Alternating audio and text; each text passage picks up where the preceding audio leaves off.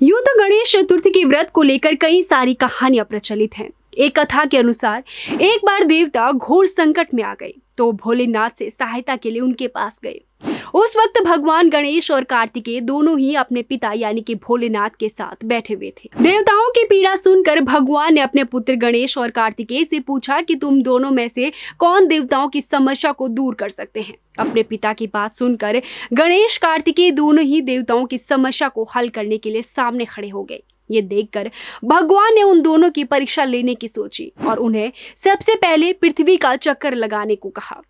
पिता भोलेनाथ की बात सुनकर कार्तिकेय अपने वाहन मोर पर सवार होकर पृथ्वी के चक्कर लगाने निकल पड़े, लेकिन भगवान श्री गणेश अपने वाहन मूषक के साथ कहीं नहीं गए। उन्होंने अपने माता पिता के साथ चक्कर लगाए और वहां बैठ गए। ये देखकर भगवान भोलेनाथ जी ने उनसे पूछा कि वो पृथ्वी के चक्कर लगाने क्यों नहीं गए। तब उन्होंने कहा कि माता पिता के चरणों में समस्त संसार होता है। ये सुनकर भगवान शिव गणेश जी को देवताओं के साथ उनकी समस्या का निदान करने भेज देते हैं। दूसरी कथा के अनुसार माना जाता है कि पार्वती ने स्नान करने से पूर्व अपने मैल से एक बालक को उत्पन्न करके उसे अपना द्वारपाल बना दिया था।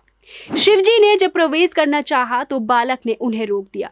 इस पर शिवगणों ने बालक से भयंकर युद्ध किया, परंतु संग्राम में उसे पराजित नहीं कर पाया।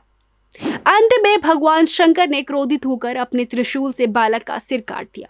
इससे माता क्रोधित हो उठी और उन्होंने प्रलय करने की ठान ली।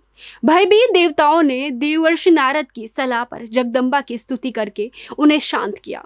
शिवजी के निर्देश पर विष्णु जी उत्तर दिशा से सबसे पहले मिले जीव यानी कि हाथी का सिर काट कर ले आए। मृत्युंजय रुद्र ने गज के मस्तक को बालक के धड़ पर रखकर उसे पुनर्जीवित कर दिया। इसके बाद माता पार्वती ने उस गज मुख वाले बालक को अपने हृदय से लगाया और देवताओं को धन्यवाद किया। उसके बाद ब्रह्मा विष्णु महेश ने उस बालक को सर्वाध्यक्ष घोषित करके अग्र पूज्य होने का वरदान दिया।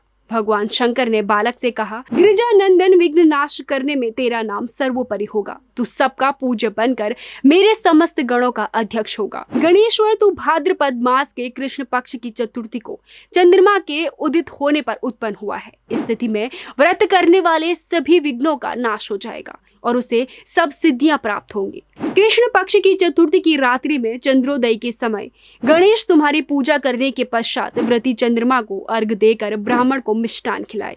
तदुपरांत स्वयं भी मीठा भोजन करे। श्री गणेश चतुर्थी का व्रत करने वाले की मनोकामना अवश्य पूर्ण होती है।